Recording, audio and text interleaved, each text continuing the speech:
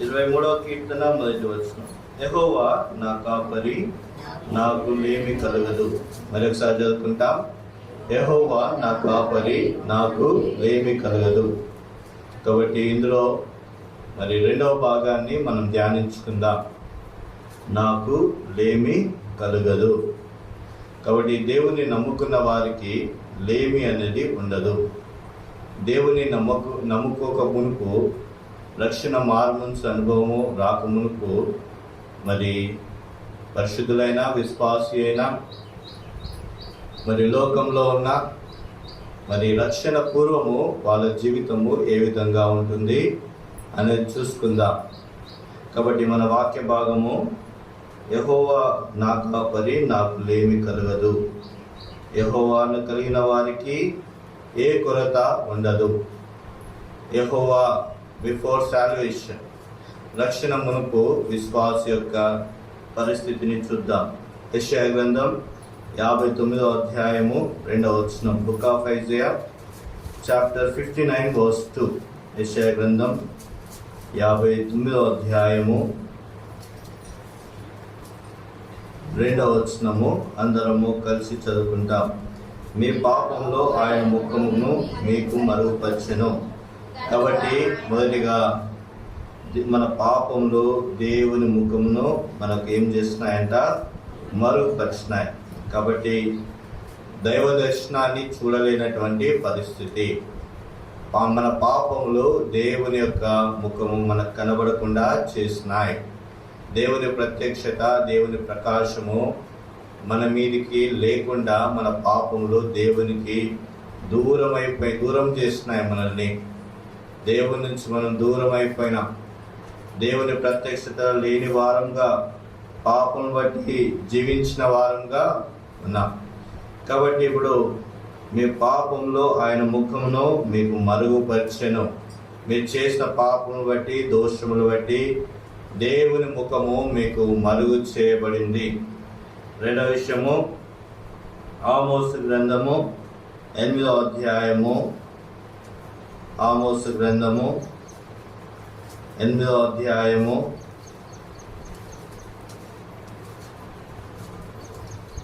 8వ అధ్యాయము 11వ వచనం, 8-11వ వచనం. రాబో దినములందు దేశంలో నేను క్షామం పుట్టింతును, అది అన్నపానం లేకపోవట చేత కలుగు క్షామము కాక, యెహోవా మాటను వినకపోవట వలన కలుగు క్షామముగా ఉండును. ఇదే యెహోవా వాక్కు.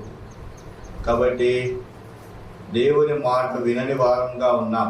మన పాప స్థితిలో దేవుని మాట వినని వారము. మొదటిగా మన పాపములో దేవుని ముఖాన్ని కప్పివేసినాయి. దేవుని ముఖాన్ని చూడకుండా చేసినాయి. దేవుని ముఖం మనకు కనబడలేకపోయింది. రెండవది, మన పాప స్థితిని చూసినట్లయితే మరి 11వ వచనంలో దేవుని మాట మనము వినలేనటువంటి పరిస్థితి. దేవుని మాట మనము వినలేనటువంటి పరిస్థితి. దేవుని మాట మనము వినలేదు. అంతేకాదు, తర్వాత ఇప్పుడు 11వ వచనంలో చూడండి, ఇప్పుడు దేవుని మాట వినలేనటువంటి పరిస్థితిని బట్టి మరి వాక్యము దూరమైపోయింది. దేవుని వాక్యము దూరమైపోయింది. దాన్ని బట్టి ఆశీర్వాదాలకు బదులుగా అక్కడ క్షామం అనేది వచ్చింది. కాబట్టి దేవునికి దూరమైనటువంటి వ్యక్తులకు మాట వినకపోవటం వలన మరి క్షామం అనేది ప్రాప్తించింది. కాబట్టి ఇశ్రాయేలు అనేక మార్లు వాళ్ళు బాధలో, క్షామంలో ఉండుట ఎందుకు చేతనంటే వారు దేవుని మాట వినని దాన్ని బట్టి, వారి యొక్క అవిధేయతను బట్టి ఇశ్రాయేలు క్షామ స్థితిలోకి వెళ్ళినారు. కాబట్టి మొదటిది, పాపము దేవుని ముఖాన్ని మరుగుపరిచింది, దేవుని ప్రత్యక్షతను మరుగుపరిచింది.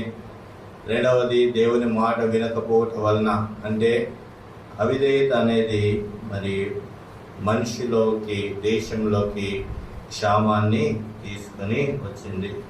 మూడవది, ఎఫెసీయులకు రాసిన పత్రిక 4వ అధ్యాయము 18వ వచనం. ఎఫెసీ 4వ అధ్యాయము 18వ వచనం. ఎఫెసీ 4వ అధ్యాయము 18వ వచనం. ఎఫెసీ 4:18. 4వ అధ్యాయము 18వ వచనం. వారైతే అంధకార మనస్సు గల వారై తమ హృదయ కాఠిన్యం వలన తమలో ఉన్న అజ్ఞానము చేత దేవుని వలన కలుగు జీవంలోనికి వేరుపరచబడిన వారై తమ మనస్సునకు కలిగిన వ్యర్థత అనుసరించి నడుచుకుంటున్నారు. కాబట్టి మూడవది, మరి మన పాపం బట్టి మనకు ఏమి కొరత వచ్చిందంటే జీవంలో నుండి వేరుపరచబడినాం. జీవంలో నుండి వేరుపరచబడినాం. నిత్య జీవానికి వారసులము కాలేనటువంటి పరిస్థితి. ఇది మూడవది, జీవం నుండి వేరుపరచబడుట.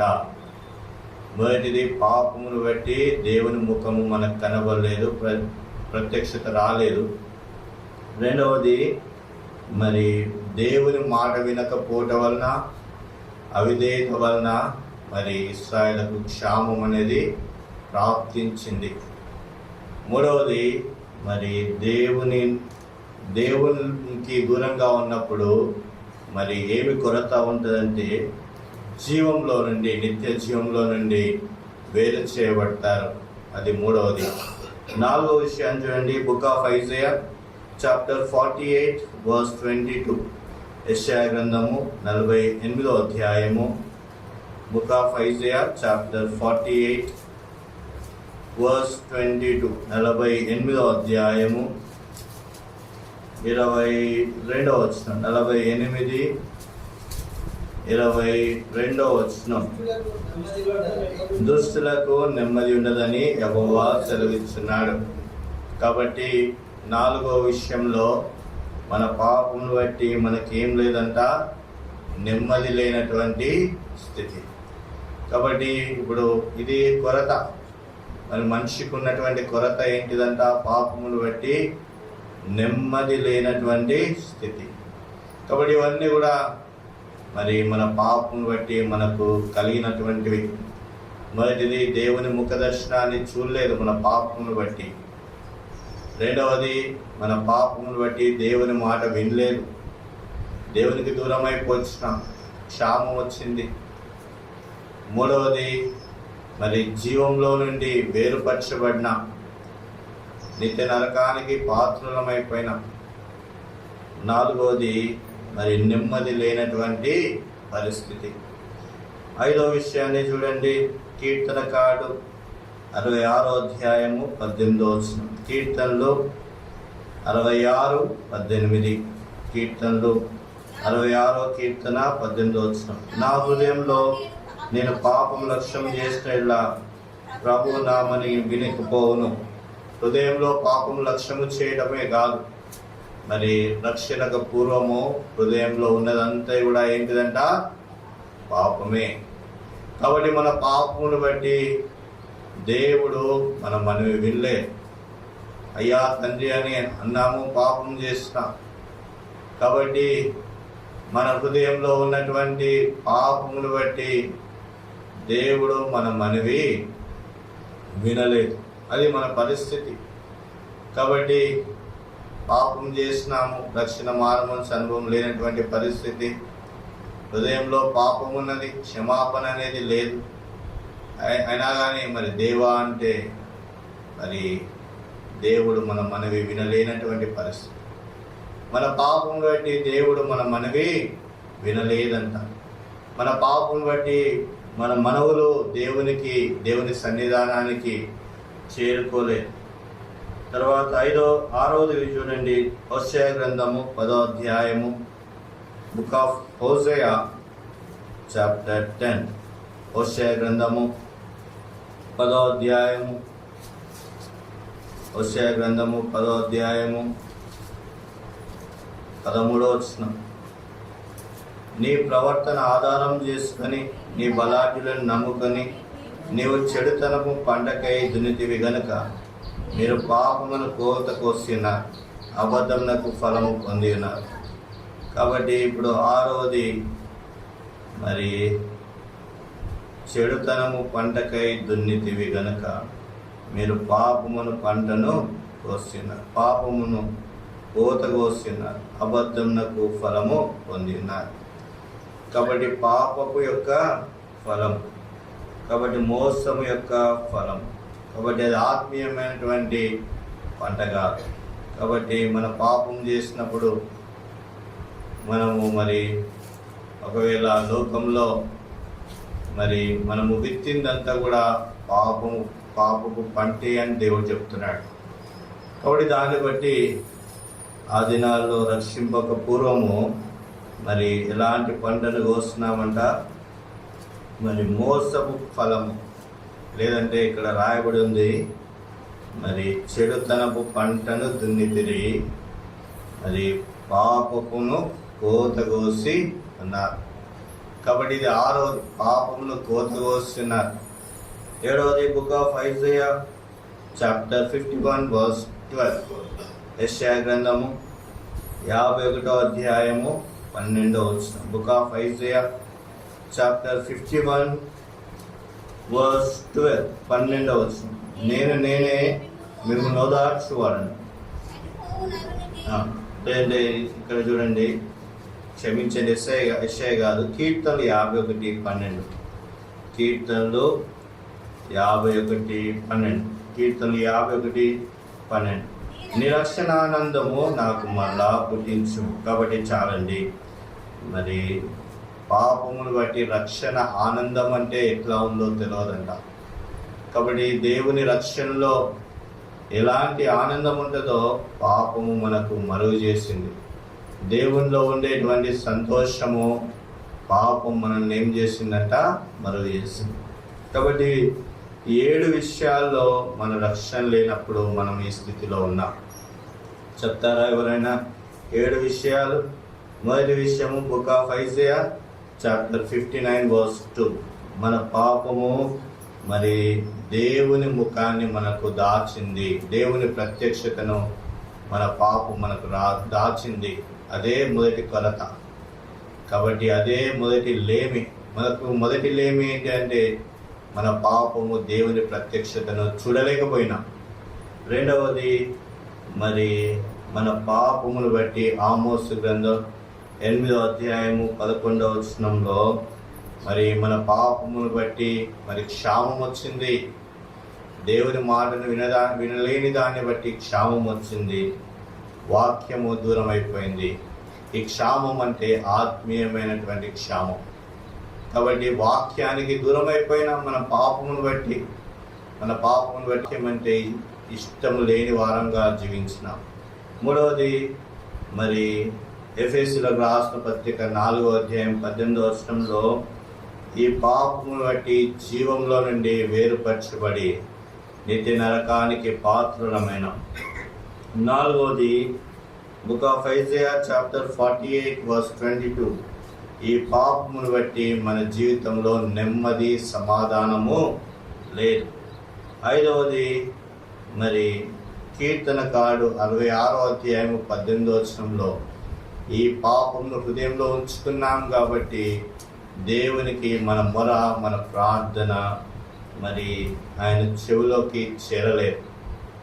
6వది మరి హోషేయ 10వ అధ్యాయము 13వ వచనంలో ఈ పాపమును బట్టి మరి మన పంట ఎలాంటి పంట అంట, మరి మోసపుచ్చు పంట. అలాంటి పంటను, అలాంటి విత్తనాలు విత్తినాము, అదే పంటను కోసినాం. అబద్ధములు అనేటువంటి పంటను కోసినాం. చివరిగా ఈ పాపమును బట్టి కీర్తనకారుడు 51వ కీర్తన 12వ వచనంలో ఏం చెప్తున్నాడంటే ఈ పాపమును బట్టి రక్షణ అంటే ఎట్లా ఉంటుంది, దాని ఆనందం అంటే ఎట్లా ఉంటుంది, దాని సంతోషం అంటే ఎలా ఉంటుంది అనే దాన్ని తెలుసుకోలేనటువంటి పరిస్థితి. ఇది మనకు గత జీవితం. అయితే ప్రభు ఏమంటున్నాడు? కీర్తనకారుడు 23వ కీర్తన 1వ వచనంలో ఏమంటున్నాడు ప్రభు? మరి యెహోవా నా కాపరి, నాకు లేమి కలగదు. ఆయన మనకు కాపరేనాడు. 2025వ సంవత్సరంలో ప్రభు అయిన యేసుక్రీస్తు వారు ఆ కలువరి శిలువలో తన రక్తాన్ని గార్చినాడు. కాబట్టి ప్రభువైన యేసుక్రీస్తు వారు మరి తన రక్తాన్ని చిందించినాడు. మొదటి యోహాను రాసిన పత్రిక 1వ అధ్యాయము 9వ వచనం. 1 John chapter 1 verse 9. మొదటి యోహాను రాసిన పత్రిక 1వ అధ్యాయము మరి 9వ వచనము. మన పాపము మనం ఒప్పుకొని ఎల్లా ఆయన నమ్మదగిన వాడు నీతిమంతుడు గనుక ఆయన మన పాపములను క్షమించి సమస్త దుర్నీతి నుండి మనను పవిత్రులుగా చేయను. కాబట్టి మన పాపములను ఒప్పుకున్నాం, ఆయన నమ్మదగిన వాడైపోయినాడు, ఆయన నీతిని వెల్లడిపరిచినాడు, ఆయన మన పాపాలను క్షమించినాడు. కాబట్టి ప్రభువైన యేసుక్రీస్తు వారు పాపిని శిక్షించడానికి రాలేదు, కానీ ప్రభువైన యేసుక్రీస్తు వారు పాపిని రక్షించడానికి వచ్చినాడు. కాబట్టి ప్రభు మన పాపములను ఆ యొక్క శిక్షావిధిలో నుంచి తప్పించి, ఆ కీడు నుంచి తప్పించి, ప్రభు మన దుర్నీతి అంతా కూడా తొలగించి మనల్ని ఏం చేసినాడు? పవిత్రపరిచినాడు. కాబట్టి ప్రభు పవిత్రపరిచినటువంటి వారికి ప్రభు దేవుడుగా ఉంటున్నాడు, ప్రభు నడిపిస్తున్నాడు. చూడండి వాళ్ళ జీవితము ఏ విధంగా మార్పు చెందబడింది. కీర్తనలు 103వ కీర్తన 2వ వచనం. కీర్తనలు 103వ కీర్తన 2వ వచనం. నా ప్రాణమా యెహోవాను సన్నిధించుము, ఆయన చేసిన ఉపకారంలో దేన్ని మరొకము. కాబట్టి ప్రభు రక్షణలో మొదటిగా ఆయన మనకి ఏం చేస్తున్నాడంట? ఉపకారం చేస్తున్నాడు. అంతేకాదు మరి చూడండి 103వ కీర్తన మరి 4వ వచనంలో సమాధిలో నుండి నీ ప్రాణమును విమోచించినాడు. కాబట్టి మన పాపమును బట్టి, మన విధేయతను బట్టి నిత్య నరకానం జీవంలో నుంచి వేరుపరచబడిన వారము, సమాధి అనుభవంలోకి వెళ్ళిన వారం. ప్రభు నిజంగా ఉపకారి అయినాడు. ప్రభు నిజంగా సమాధిలో నుండి మన ప్రాణాన్ని ఏం చేసినాడు? విమోచించినాడు. కాబట్టి కీర్తనకారుడు మరి 107వ అధ్యాయము 9వ వచనంలో ఆయన అంటాడు, ఆశగల ప్రాణాన్ని ప్రభువా నువ్వేం చేస్తున్నావంట? తృప్తిపరిచినావు. చదవండి కీర్తనలు. ఏలైనగా ఆశగల ప్రాణంను ఆయన తృప్తిపరిచున్నాడు. మరి ఆకలి కొన్న వారి ప్రాణమును మేలుతో నీవు నింపి ఉన్నావు. మరి ఇది ప్రభు మన పక్షాన చేస్తున్నాడు. ఆయన మనకు ఉపకారి అయినాడు. మన పాపం బట్టి ఎంతో కొరతలో ఉన్న వారం, నెమ్మది లేని వారం, దేవుని చూడలేనటువంటి వారం, లోకంలో మరి మనము ఆయనకు దూరస్థమైపోయినాము. మరి రక్షణ ఆనందం లేనటువంటి పరిస్థితి. అయితే ప్రభు ఆయన లోకానికి ఎందుకు వచ్చినాడంటే నీ జీవితాన్ని, నా జీవితాన్ని మార్చడానికి, మరి సమాధిలో నుండి మన ప్రాణాన్ని విడిపించడానికి ప్రభు వచ్చినాడు. కాబట్టి ప్రభువుని ఎవరైతే నమ్ముకున్నారో, ఆశతో నమ్ముకున్నారో, ఇష్టముతో నమ్ముకున్నారో వారిని ఏం చేస్తున్నాడంట ప్రభు? మరి ఆశ కలిగిన వారిని ఏం చేస్తున్నాడంట? తృప్తిపరిచినాడు ప్రభు. కాబట్టి ఇక్కడ అంతేకాదు, ఆకలి కొన్న వారి ప్రాణమును మేలుతో నింపి ఉన్నాడు. కాబట్టి ప్రభు మనకు ఉపకారి అయినాడు. ప్రభు మనని మరి సమాధి అనుభవంలో నుండి విడిపించినాడు. ప్రభు మనల్ని మేలుతో తృప్తిపరిచినాడు. ఇది మొదటి. రెండవ విషయాన్ని చూడండి. 2 కొరింథీయులకు రాసిన పత్రిక 9వ అధ్యాయము 8వ వచనం. 2 కొరింథీ 9వ అధ్యాయము 8వ వచనం. మరియు అన్నిటి యందు ఎల్లప్పుడూ మీరు సర్వ సమృద్ధి గలవారై ఉత్తమమైన ప్రతి కార్యము చేయుటకు దేవుడు మీ ఎడల సమస్త విధములైన కృపను విస్తరింపజేస్తున్నాడు. కాబట్టి మనల్ని ఏం చేస్తున్నాడంట? మరి సర్వ సమృద్ధిలోకి నడిపించినాడు.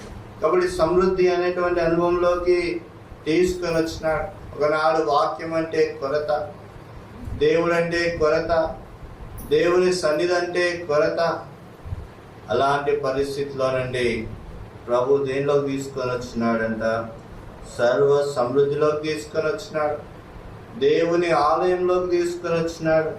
ఉత్తమమైన ప్రతి కార్యం చేయుటకు దేవుడు మీ ఎడల సమస్త విధములైన కృపను ఏం చేసినాడు? విస్తరింపజేసినాడు. కాబట్టి మంచి కార్యము చేయుటకు మనల్ని సర్వ సమృద్ధిలోకి తీసుకొని వచ్చినాడు.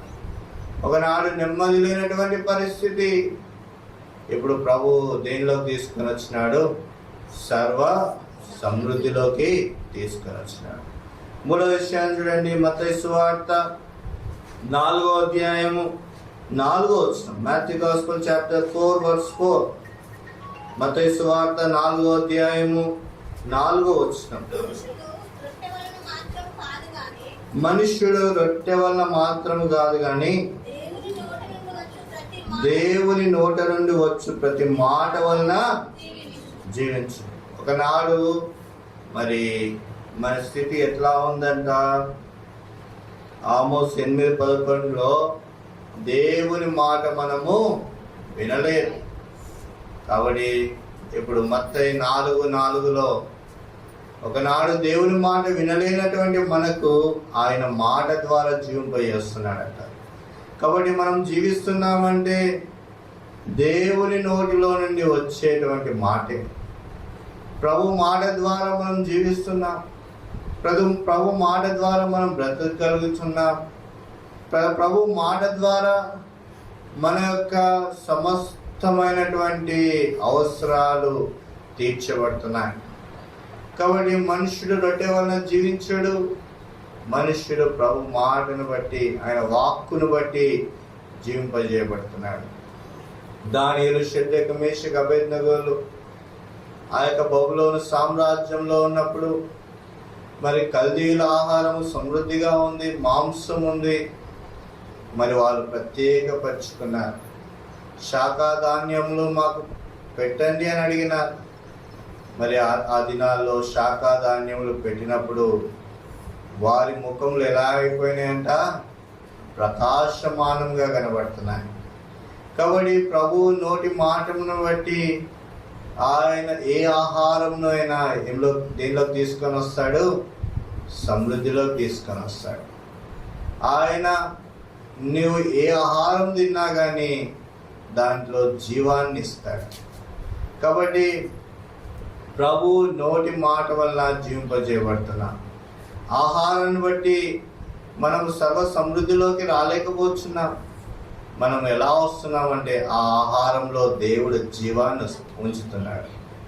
కాబట్టి దేవుడు ఇచ్చేటువంటి ఆహారంలో మనకి ఏ కొరత లేదు. కాబట్టి ప్రభు నోటి మాటను బట్టి మనము జీవింపజేస్తున్నాం. ఆహారం బట్టి కాదు మనం జీవింపజేసేది. ఆ దినాల్లో కల్దీల మహారాజు అనుకున్నాడు, నేను మంచి మాంసాన్ని ఇస్తే ప్రజలు బలవంతులైతారు అనుకున్నారు. కాదు, ప్రభు మాటను బట్టి ఆ శాఖా ధాన్యాల్లో ప్రభు మాటను నింపి వాటిలో ఏం చేస్తున్నాడంట? జీవాన్ని ఇచ్చినాడు, బలాన్ని ఇచ్చినాడు, తేజస్సునిచ్చినాడు, ప్రకాశంనిచ్చినాడు. దాన్ని బట్టి మరి దానియేలు, షద్రకు, మేషకు, అబేద్నెగోలు అందరి ముఖముల కంటే వారి ముఖాలు ఎట్లా ఉన్నాయంట? కలగా ఉన్నాయంట. కాబట్టి ప్రకాశమానంగా ఉన్నాయి, కలగా ఉన్నాయి. కాబట్టి ప్రభు సమృద్ధిలోకి తీసుకొని వస్తాడు. ప్రభు తన వాక్కు ద్వారా మనల్ని జీవింపజేస్తాడు. 4వ విషయాన్ని చూడండి, ఫిలిప్పీలకు రాసిన పత్రిక 4వ అధ్యాయము 7వ వచనం. ఫిలిప్పీ 4:7. ఫిలిప్పీలకు రాసిన పత్రిక 4వ అధ్యాయము 7వ వచనం. అప్పుడు సమస్త జ్ఞానమును మించిన దేవుని సమాధానం యేసుక్రీస్తు వలన మీ హృదయములకు, మీ తలంపులకు కావలి ఉండును. కాబట్టి ప్రభు యొక్క సమాధానము మీ హృదయములకు, మీ తలంపులకు ఏమై ఉంటుందంట? కావలి ఉంటది. నిజంగా ఒకనాడు సమాధానము లేనటువంటి పరిస్థితి, నెమ్మది లేనటువంటి పరిస్థితి, బాధ, వేదన, నిట్టూర్పు. ప్రభు మనకి ఏమిస్తున్నాడు? దేవుని సమాధానము మన హృదయానికి, మన తలంపులకు ఏం చేస్తున్నాడట? కావలిగా ఉంచుతున్నాడు. కాబట్టి నెమ్మదిగా సుఖముగా మనము జీవిస్తున్నామంటే, నెమ్మదిగా సుఖముగా మనం నిద్రపోతున్నామంటే, నెమ్మదిగా సుఖముగా మనం బ్రతుకుతున్నామంటే, యెహోవాలో ఉన్న వారికి ఏ లేమి కూడా లేదంట. యెహోవా నా కాపరి, నాకు లేమి కలగదు. నెమ్మది లేనటువంటి పరిస్థితుల నుండి ప్రభు సమాధానం నాకు వచ్చింది. కాబట్టి ఇది 4వ విషయం. 5వ విషయం చూడండి. హెబ్రీయులకు రాసిన పత్రిక 13వ అధ్యాయము 5వ వచనం. హెబ్రీయులకు రాసిన పత్రిక 13వ అధ్యాయము 5వ వచనము 2వ భాగం 5వ వచనం 13. నిన్ను ఏమాత్రమును విడువడు, నిన్ను ఎన్నడూ ఎడబాయడని ఆయనే చెప్పాను కదా. కాబట్టి లోకంలో గాఢాంధకారమైనటువంటి పరిస్థితులు, లోయ అనుభవాలు, బాధ అనుభవాలు, నిట్టూర్పు కలిగినటువంటి పరిస్థితులు, మరి ప్రతి పరిస్థితిలో నుండి ప్రభు చెప్తున్నటువంటి మాట, ఆయన మనల్ని విడువడు. ఒకనాడు మరి ప్రభు ముఖము మనకు దాచబడింది. మన పాపమును బట్టి దైవ దర్శనంలోకి లేనటువంటి మనకు ప్రభు దొరికిన తర్వాత ఆయన ఎలాంటి వాడైనాడంట? నిన్ను విడువను, నిన్ను ఎడబాయను. కాబట్టి ప్రభు ప్రతి పరిస్థితిలో మనకు తోడుగా ఉంటున్నాడు. ప్రతి పరిస్థితిలో మనల్ని పట్టుకుంటున్నాడు. ప్రతి పరిస్థితిలో ప్రభు మనల్ని కాపాడుతున్నాడు. ప్రతి పరిస్థితిలో ప్రభు మనల్ని భద్రపరుస్తున్నాడు. ప్రతి పరిస్థితిలో ప్రభు మనల్ని ఆదరిస్తున్నాడు. ప్రతి పరిస్థితిలో ప్రేమతో, వాత్సల్యంతో ప్రభు మనల్ని నడిపిస్తున్నాడు. కాబట్టి ప్రభు మనల్ని విడిచిపెట్టేటువంటి దేవుడు, విడిచిపెట్టే దేవుడు కాదు, ఎల్లప్పుడూ తోడుగా ఉండేటువంటి దేవుడు. కాబట్టి ప్రభువులో మనకు తోడు ఉంది, కొరత లేదు. ఆయన మనకు ఉన్నాడు అనేటువంటి గొప్ప ధైర్యము ప్రభు రక్షణలో మనకు దొరికింది.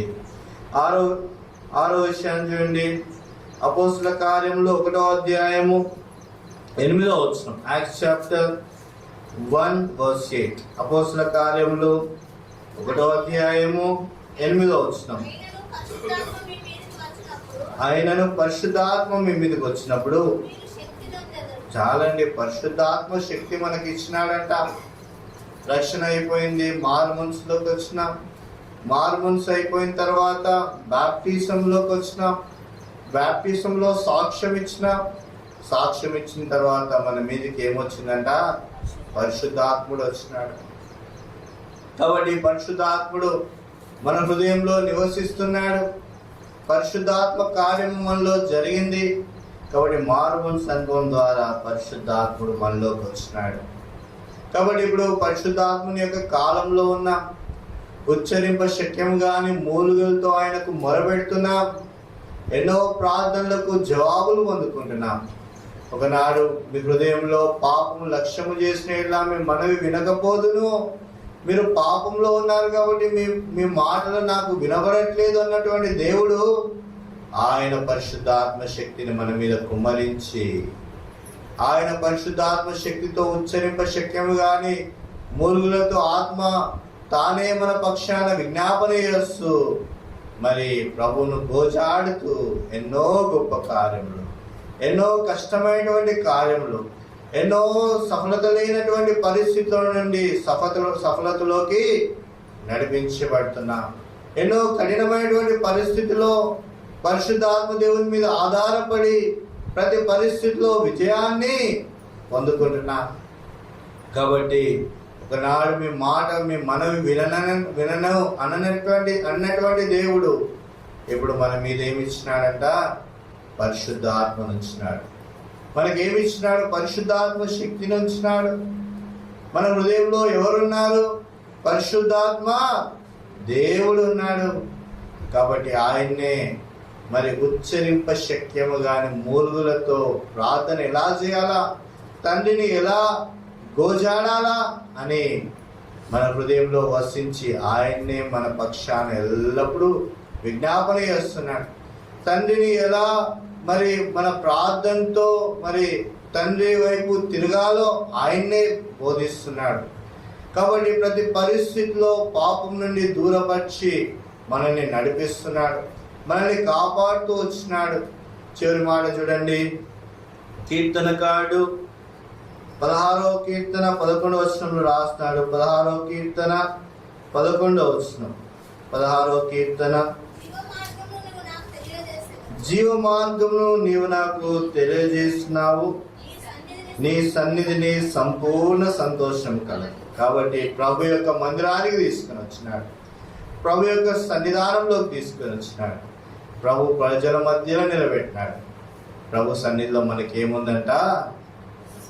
సంపూర్ణ సంతోషం ఇచ్చినాడు.